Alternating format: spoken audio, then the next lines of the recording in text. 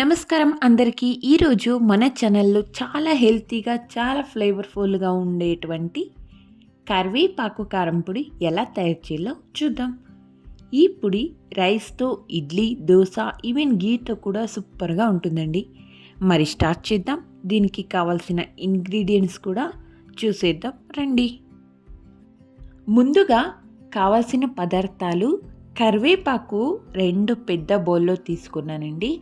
అలాగే శనగపప్పు 3 లేదా 4 స్పూన్లు, మినపప్పు 3-4 స్పూన్లు, డ్రై రెడ్ చిల్లీస్ మీరు కారం ఎంత తింటారో దాన్ని బట్టి మీరు చూస్ చేసుకోండి. నేను ఇక్కడ 10-15 దాకా తీసుకున్నానండి. క్యూమిన్ సీడ్స్ 1 స్పూన్, జీలకర్ర, అలాగే కోరియాండర్ సీడ్స్ 1-2 టేబుల్ స్పూన్ తీసుకున్నానండి. క్వాంటిటీని బట్టి మీరు తీసుకోండి. అలాగే గార్లిక్ వచ్చేసి ఇక్కడ నేను ఒక 10 రెమ్మలు తీసుకున్నానండి, పొట్టు తీసి పెట్టుకున్నాను.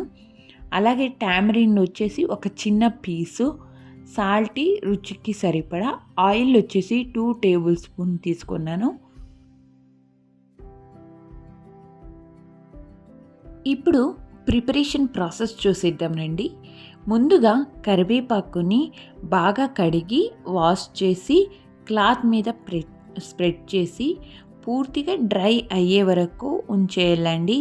ఇది వెట్గా ఉంటే పొడి సెల్ఫ్ లైఫ్ అనేది తక్కువ అవుతుంది. సో దీన్ని నేను ఇక్కడ వాష్ చేసి డ్రై చేసి ఇక్కడ పెట్టుకున్నాను, మీరు చూస్తుండొచ్చు.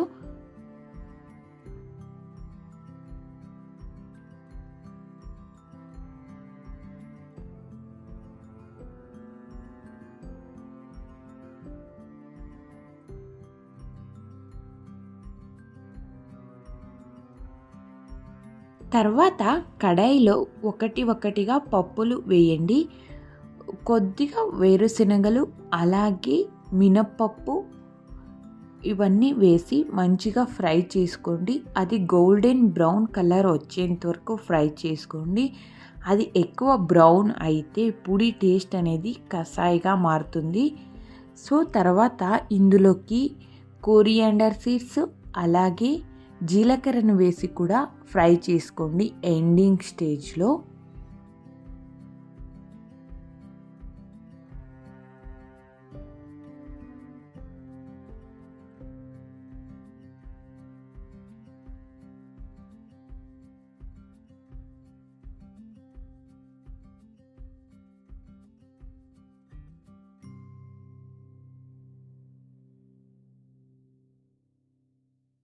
తర్వాత కడాయిని హీట్ చేసి ఆయిల్ లేకుండా కరివేపాకుని లో ఫ్లేమ్లో ఫ్రై చేయండి. కలర్ చేంజ్ అవ్వకుండా క్రిస్పీ అయ్యేంత వరకు ఫ్రై చేస్తే చాలు. ఫ్రై చేసిన తర్వాత సైడ్లో పెట్టుకోండి. అలాగే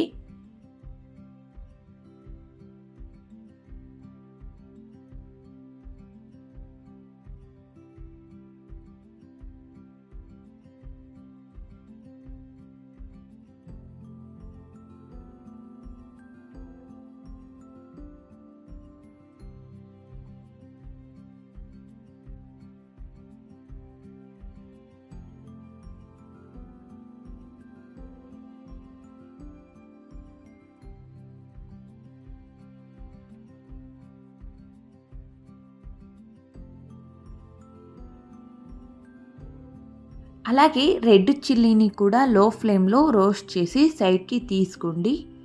ఇప్పుడు గ్రైండింగ్ ప్రాసెస్ ఎలా చేయాలనేది మీకు చెప్తానండి.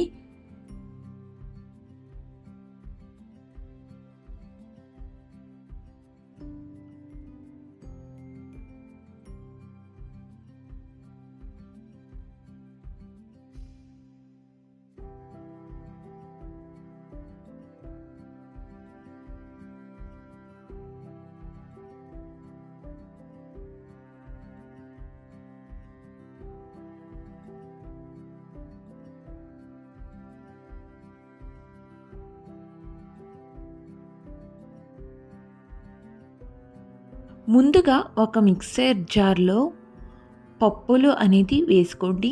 మిర్చి, క్యూమిన్, కోరియండర్ సీడ్స్ వేసి ఒక రఫ్ పౌడర్ లాగా గ్రైండ్ చేయండి. అందులోకి చింతపండును కూడా యాడ్ చేసి మంచిగా గ్రైండ్ చేసుకున్న తర్వాత ఇది రఫ్ పౌడర్ లాగానే రావాలండి, ముద్దలా రాకుండా. అప్పుడే టేస్ట్ అనేది మనం తినేటప్పుడు అక్కడక్కడ తగులుతూ ఉంటే టేస్ట్ అనేది చాలా బాగొస్తుందండి. ఇప్పుడు ఇక్కడ నేను రుచికి సరిపడా ఉప్పుని కూడా యాడ్ చేస్తున్నానండి. ఇది మంచిగా బ్లెండ్ చేసుకున్న తర్వాత ఇక్కడ మీరు చూస్తుండొచ్చు నేను ఎంత రఫ్గా పౌడర్లా చేసుకున్నాననేది. ఇలా చేసుకుంటే సరిపోతుందండి. ఆ తర్వాత డ్రై చేసిన కరివేపాకు ఏదైతే ఉందో దాన్ని కూడా అందులో వేసేసి, ఇంకా ఏదైనా పప్పులు అనేది మిగతా ఉంటే ఇందులోకే వేసి బ్లెండ్ చేసుకోండి. ఇది టోటల్ స్మూత్ అవ్వకుండా మీడియం కోర్స్ టెక్స్చర్లో ఉంటే సూపర్ టేస్టీగా వస్తుందండి.